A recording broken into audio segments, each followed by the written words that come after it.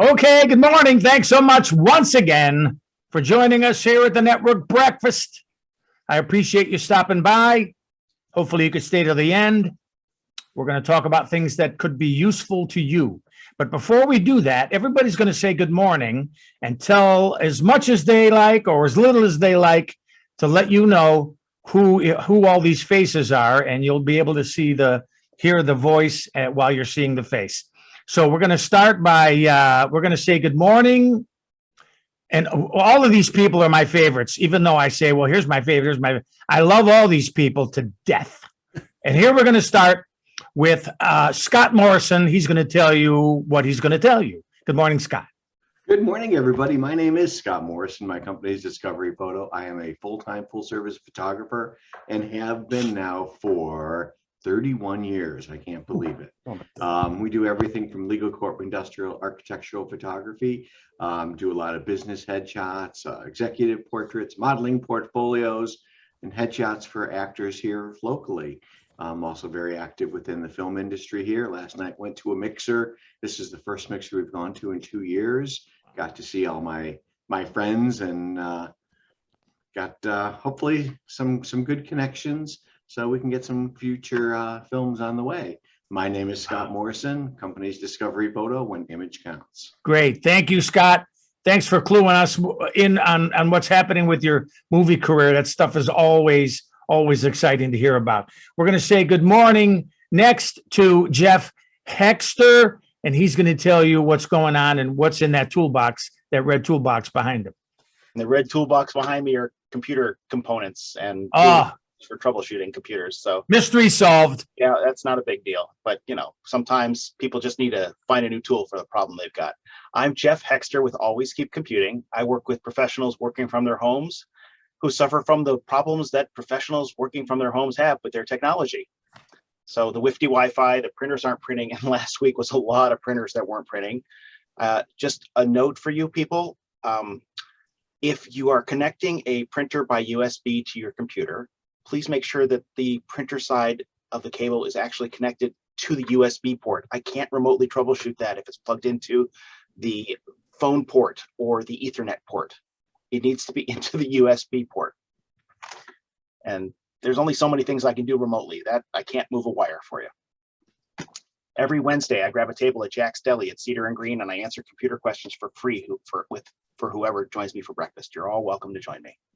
9 to 11, Jack's Deli. Thanks. Nice. Especially the 9 to 11 Jack's Deli. I've been there a couple of times, and it is a hoot. You learn a lot of stuff from Jeff. We're glad that he's here. Thank you, Jeff. We're going to say good morning to Mike Bentley. He's our Ask Mike fella.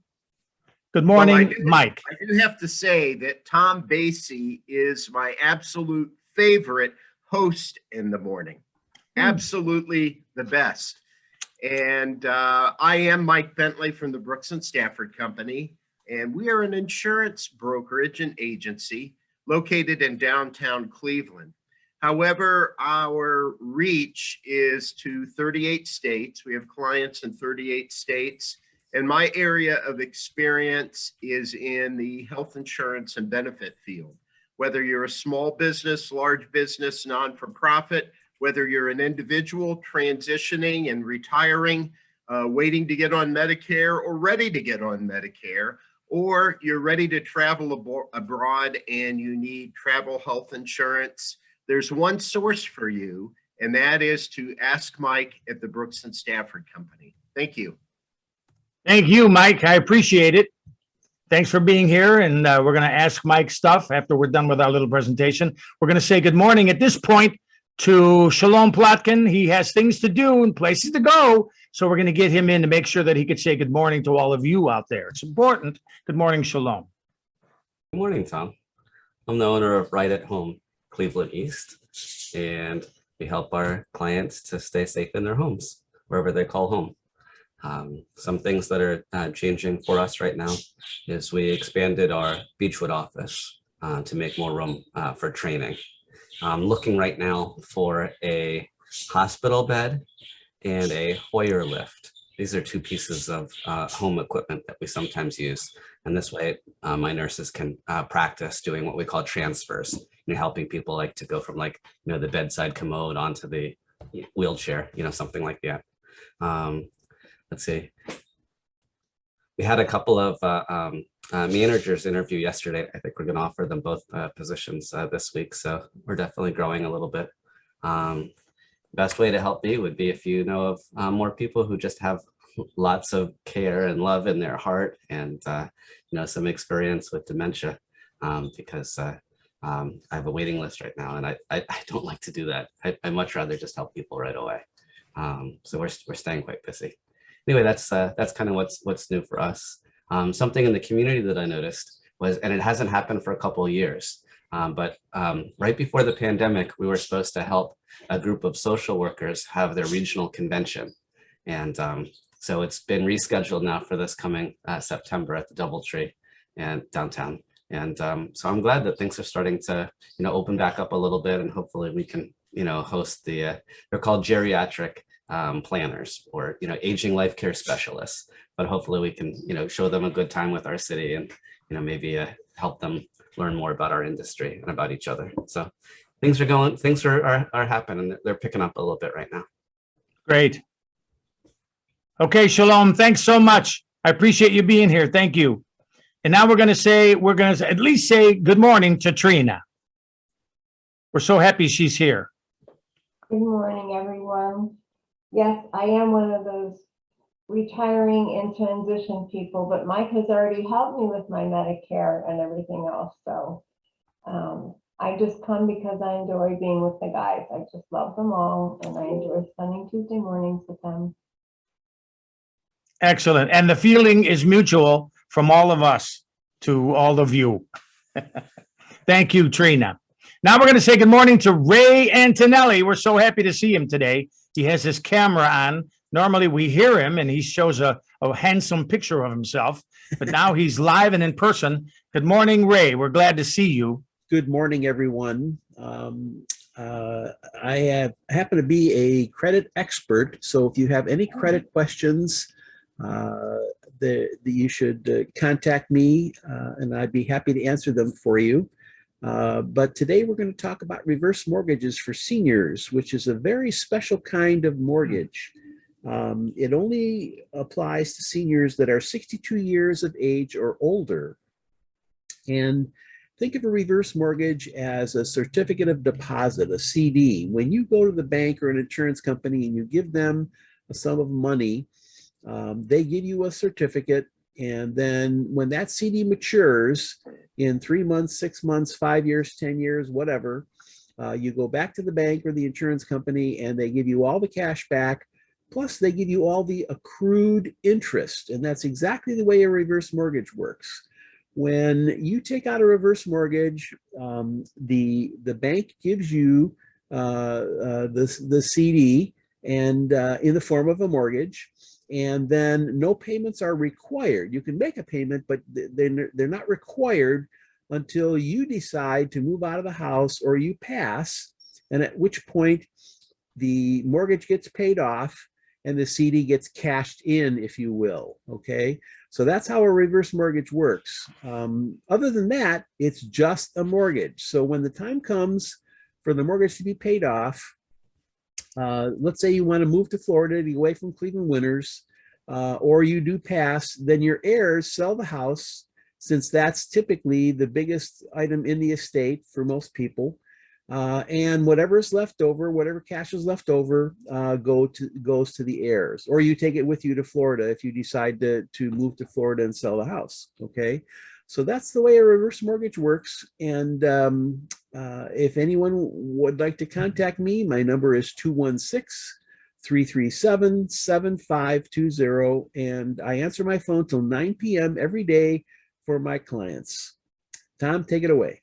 Excellent. Thank you, Ray. Thanks for being here. And thanks for showing us yourself. Appreciate it. Okay, now we're going to say good morning to our window and door expert, vinyl windows and doors, wholesale only, please. And that would be Chris Walters. Good morning, Chris. Good morning, ladies and gentlemen. Chris Walters with See-Through Windows. I provide vinyl replacement windows and patio doors. Also, we do glass block. We cover a territory from Port Clinton to the Pennsylvania border, Cleveland to Canton. I go take a look at every job, and then within 24 to 36 hours, I send you an email, quote the job, or call you and tell you, text you, whatever you want done. And then we negotiate the price. And right now we are looking in the middle of May to, if we're installing the windows. Wow. It's just gotten worse and worse and worse. So, and all the manufacturers are this way. So I was talking to some yesterday. So be well aware, if you're looking for something like that, plan ahead, please, because don't call me and panic and say I need it in a week. So you're just basically out of luck. Thank you. Okay, thank you, Chris. And isn't it something how we're running out of stuff? Hopefully something will happen that will help us get all our supplies, whether it's groceries or, in Chris's case, the manufacturers probably can't get product to make the windows. Well, all windows are made out of oil, a final. Well, that answers that then, doesn't it? Yep. Okay, well, in any case, you guys can mull over the the ramifications of needing oil and what can we do to change that. And in the meantime, we're going to soldier on, and we're going to ask and answer, what is your value? That would be our discussion for today. And then, Tom, did you forget Scott? No, I went, Oh, but thank you. I'll go again. Good morning, everybody. No, never mind. yeah. Well, it's okay. I mean, we got to make sure we get everybody. Yeah, you were probably reading when I mentioned Scott. I think I did him first. Okay, so we're gonna talk about what is your value, and I have a little presentation, and this was brought to my attention by the very same Chris Walters, and it has to do with he belongs to various groups like this, and also he is a member of magazine groups. One of them is called Pro Sales. He shared with us a couple of weeks ago other things that are done on a professional level, and we presented it, and he sent this to me, and I thought it was absolutely worthy, and we should actually critique ourselves about what our value is and why we may not be getting the sales we should. And then the second part of it will be 9 ways and 9 reasons. But we'll start with this first. So I'm going to share my screen, and we'll start off with this. What is your value? If you can't succinctly communicate to prospects why they should buy from you, customers are likely to make decisions based solely on price. So what is your value? A buyer is asking themselves a question about every seller that ever steps foot in their office. Based on the choices available to me, why should I buy from you? If you, as a salesperson, can't answer that question in a meaningful, impactful way, then what do you think is the one criteria buyers will use to make a buying decision? The answer to that question is price. Price will be the only discernible difference buyers see between your product and the competitor's product. To keep from falling into a trap of price, you must be able to answer that question. You must create a value message and be able to communicate it effectively. And that's not as easy as it sounds. Let's explore a little further by digging into the concept of value. Value is not some intangible, nebulous concept that just floats in the air. Hard to define, hard to capture. I have a very simple definition for the concept of value in sales. It's the total experience you deliver to your customer in form of product, company, and you. Salespeople are usually well equipped to discuss the company they represent and the products they sell, but not many have a good personal story on themselves. Spend some time thinking about yourself when you win customers from the competition. What did you do that was unique and different from the competition? This does not need to be a lengthy dialogue about how great you are, but a 15 to 20-second story about you that is concise and succinct. I look at value as a three-legged stool. There is a leg for the company you represent, the products you sell, and you. If you don't have an effective story for all three legs, you're selling yourself short.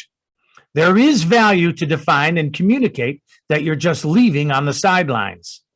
Remember, what you talk about, you can get paid for. What you don't talk about, you will never get paid for. Another thing to consider is the quality of the value of your message. Ideally, your message about your products, services, and you should be concise and succinct. However, I believe salespeople struggle with being concise in their discussion with their customers. In the famous words of Forrest Gump, they jabber on like a monkey in a tree. It requires focus during sales calls to stay on track and not wander around mentally and verbally. Focus on your goal for the sales call and the messages you want to deliver. Be mindful of your time as well as the time of your customer. Time is money, and you don't want customers or prospects to be wary of interacting with you and spending too much time in a meeting away from their business. Your time is extremely valuable as well. Time you save on sales calls by narrowing the focus of your messaging and moving on once the objective has been achieved will allow you the time to make more sales calls. Remember, sales is a numbers game. The more calls you make, the more sales you stand to make. Remember, the original question customers have during sales calls. Based on the choices available to me, why should I buy from you? If I got hired tomorrow by a company for any territory, anywhere in the country, you better believe I would stay in the office until I could answer that question. Going out into your territory without a clear answer to that question drives potential customers to a price decision. Then you get offended when they go there. It's all about price, or I'm getting killed on price. You may win a price battle from time to time, but very few, if any of us, are set up to win a price war. Happy selling. And that was special thanks to Brian McCauley, and he's from Pro Sales Magazine, which Chris gets and he passed on to me. And that's valuable information, and a lot of it we already know, but I think you need to revisit it often to make sure that you're on track. And after all, we are all salesmen. Even if we own our own company, if we work for another company, we are salesmen. We have products, we have services, and we have ourselves. And those are the three-legged stool that he talks about, and we should be good at all of those. This way, you won't lose sales because of just price. Now, we'll move on. Here's 9 ways to evaluate just how valuable you are at work. For a business to succeed, it has to recruit, hire, and retain talented people who consistently bring value to the organization and to its customers. The more value you bring to your job, the more valuable you are to your employer. Not only will you command a higher salary and be given better opportunities to progress than your coworkers, but when times get tough, your employer will do everything possible to ensure that your position is protected. Consider each of the questions that follows honestly and give yourself a score from 1 being the lowest to 5 being the highest. Remember to rate your performance as it actually is today, not what you wish it was. Number 1, I am consistent in my attendance, my work, and my results. 2, am I improving each year? 3, am I moving forward with purpose and not resting on my past accomplishments? 4, am I spending most of my time at work with top performers? 5, have I recently added to my job description on my own initiative? 6, do I set goals for myself beyond the ones my supervisor sets? 7, do I regularly ask for feedback on my performance from my boss and peers? Number 8, does my performance compare favorably with my peers? And 9, do I collaborate well with others and have good professional relationships? I'm going to leave these 9 up. Does anybody have any comments on any of these? Can we stand the criticism of each of these? Can you give yourself a 5 on each of these, a 4, maybe a 2 or a 3?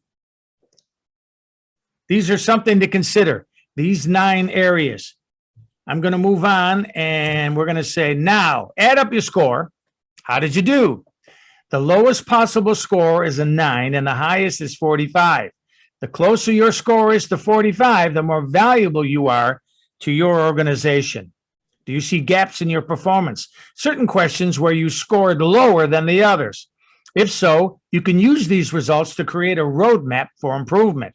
For example, if you rated yourself only a 2 for question 6, then you know that you should put some extra effort into setting goals for yourself beyond those your boss sets. You have the power to increase the value you bring to your organization. Use it.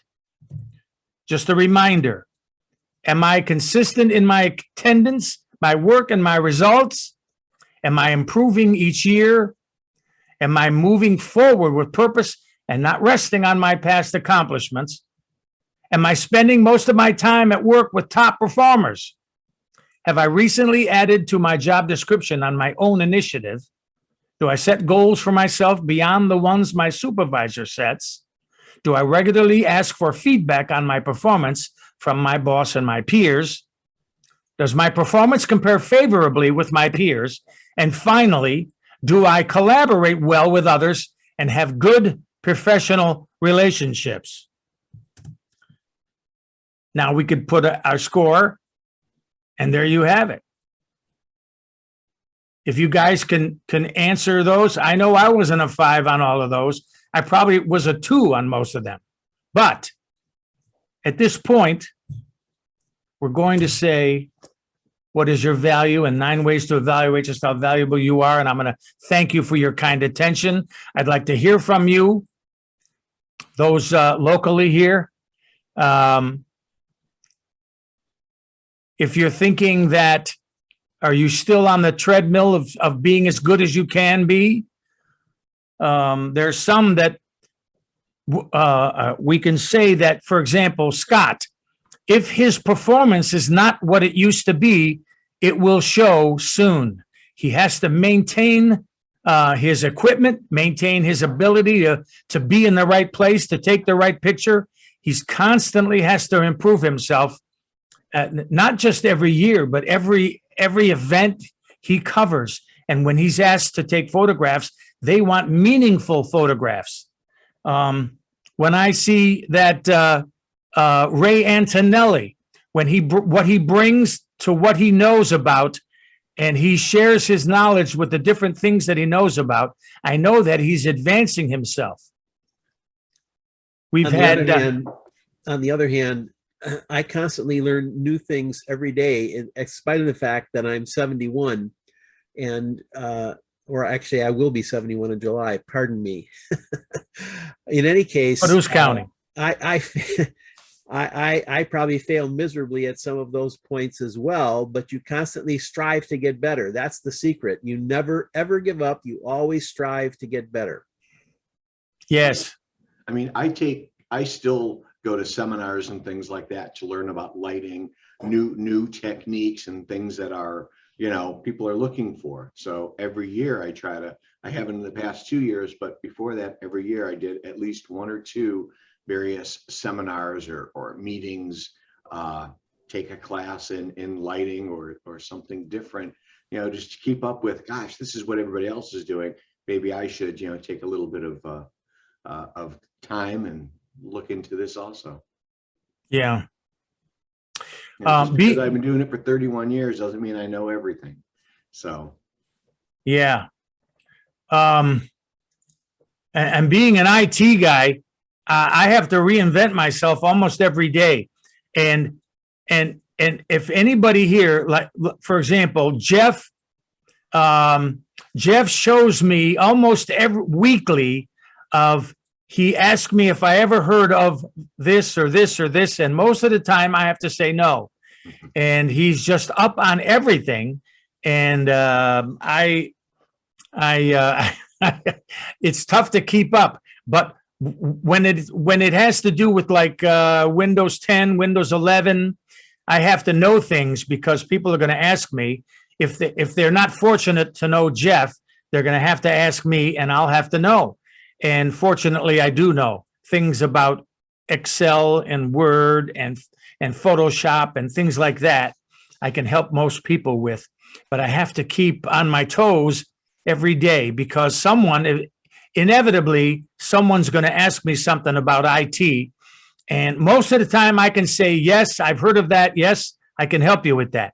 But sometimes, like in the case when Jeff asked me something about a particular item or a particular app or a particular service, inevitably I'm not up on it.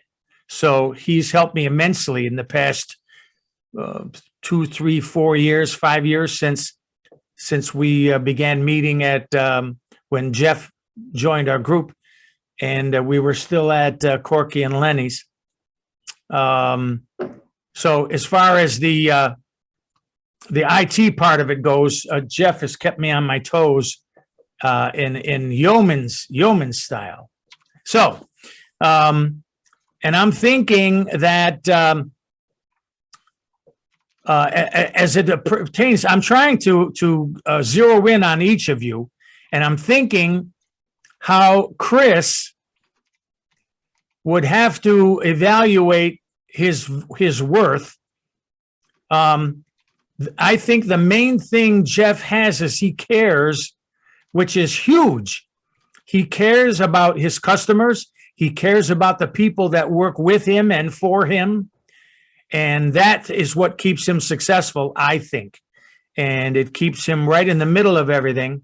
And it makes it so that people in the business want to come to him for windows because they know he will respond and he will bill them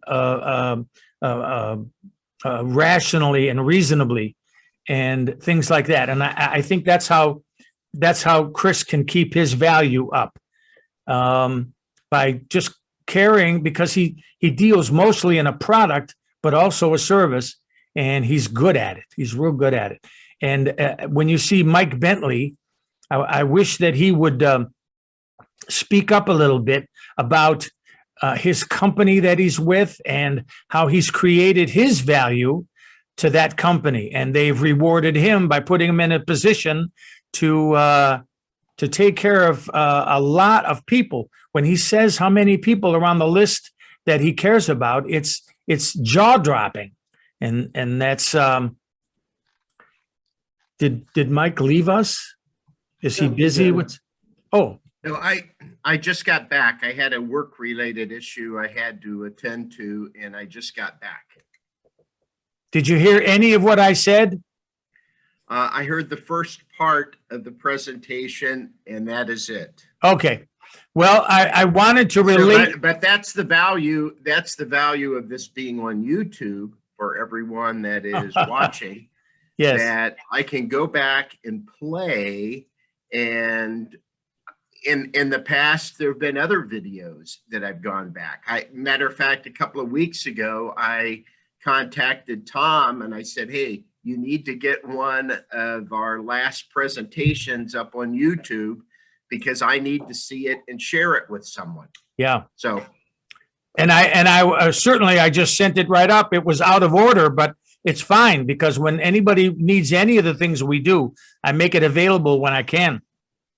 My point was, Mike, that Chris's value with his window business is that he cares about the people, his customers, and about the people that he works for and works with.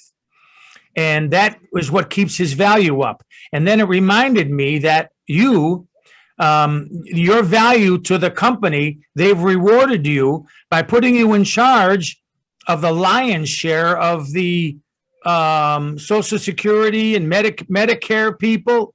And they wouldn't do that. A 160-year-old company, they wouldn't allow you to have free reign like that, trusting you, unless you had value to that company. Right. And of course, trust is earned. Trust is earned.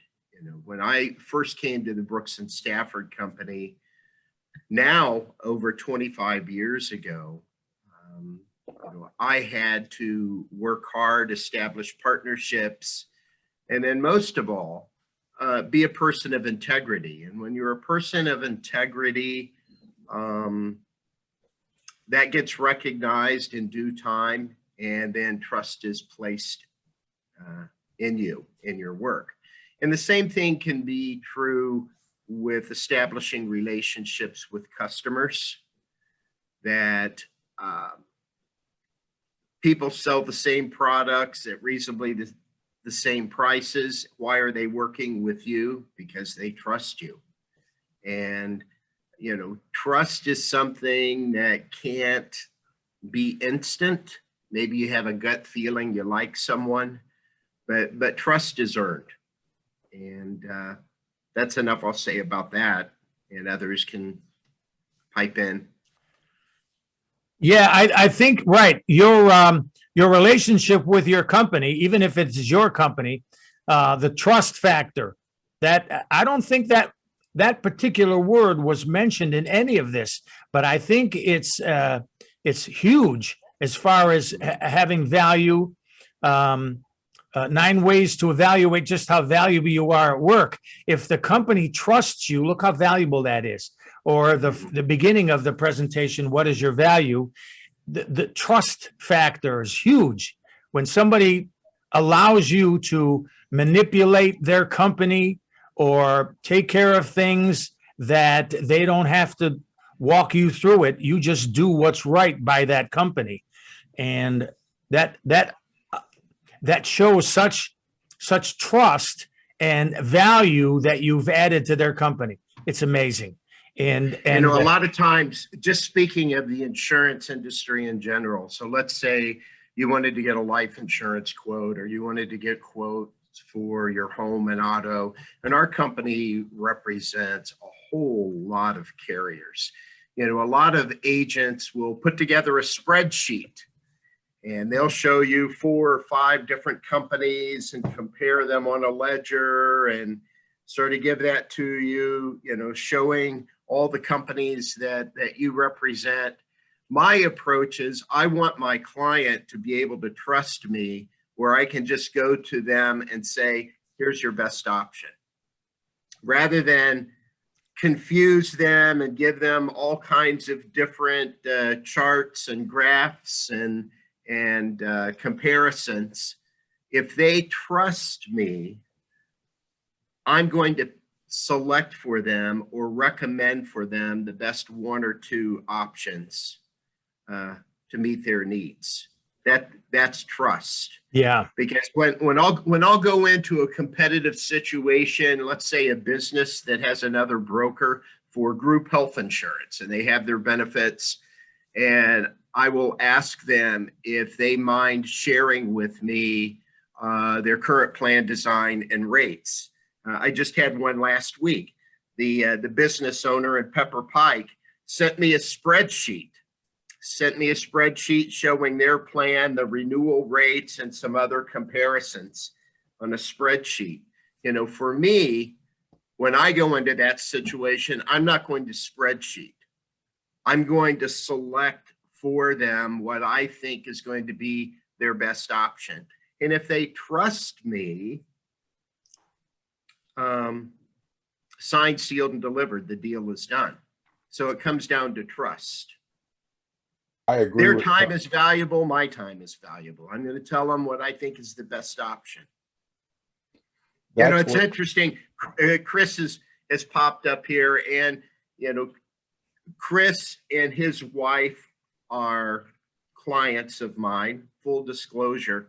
But when Chris and his wife, Andrea, first started working with me, especially with Andrea, and Chris can confer to this, she would be asking me about this company and that company and comparing this and that. And it took actually a couple of years, I believe, to get to the point where Andrea would just trust me in whatever recommendation I would make. Wouldn't you agree, Chris? Amen to that. Yeah, because she would always want to see this, and this, and compare them and lay everything out. And I'm not saying that as her being unusual, because a lot of people, that's the way they've shopped, comparative shopping. But it's reached a point now where she trusts me, and regardless as to maybe what Joe Namath is saying on TV, or Bill Shatner, or Good Times Jimmy Walker, or whoever's advertising bells and whistles for their Medicare plan, she'll trust what I now explain to her. So trust takes time. I agree with it totally. And that's where I come in with most of my customers. They just tell me to go do it, send them an email, what the price is going to be, and they just approve it. They don't even question what I do. And I got to the point, we did a job out in Wellington, and the gentleman had trouble with one of our patio doors. And he called the installer and said, there's something wrong. And I said, just go out there and take a look at it and let me know what's going on. And he said, well, here's what's happening. Excuse me. He's got about a mile from the back of his house. It's just wind flying through there. And he says he should have put in not a patio door, but a double door, which I don't handle. So what I told him, I says, here's what I will do. I'll write you a check. And I gave him a check for $1,000. I told him to go buy whatever he needed, and we're in good shape. And by doing that, that guy has given me more business. I got my $1,000 back within 6 months. But people just trust me. And if someone tells me that it's not working, I'll work with them, do whatever I need to do to satisfy them. Wow. Yeah. Well, that's what generates value in your business. You're handling it properly. And like Mike said, I hope you folks can go back and watch this video again and go through the 9 things and watch the what is your value again. And you're going to glean a lot of it. And our motto, I love the motto, miss a week and you miss a lot. We have 100 years, more than 100 years of experience here. And for those of us that are here, it's enriching to spend this hour or hour and a half with the Network Breakfast. It's an enriching experience, and more of us should be showing up. And we're going to expect that in the future. And that's what I'm going to do to add value. We should maintain that what we've been presenting is so valuable to people that are in business and have to get out there every day and recreate themselves, or to stay focused. It's important. And all of these things that we deal with are very important. So the motto of miss a morning, miss a lot never has meant more than it does right now. And we're experiencing a lot of upsetting things on TV. We're experiencing a lot of things going on that we may not have control over, but we do have control over this channel, the Network Breakfast. And we're here for you every Tuesday morning. And I'd like to thank Scott, Jeff, Ray, Chris, Mike, Trina, and Shalom for being with us today. And for today, we're going to wrap it up. And thanks so much for watching to the end. Watch it again. It's valuable stuff. Miss a morning, miss a lot. So we'll see you next Tuesday morning. Thanks ever so much to our assembled multitude here, and we'll see you next Tuesday morning. Thank you so much. And bye.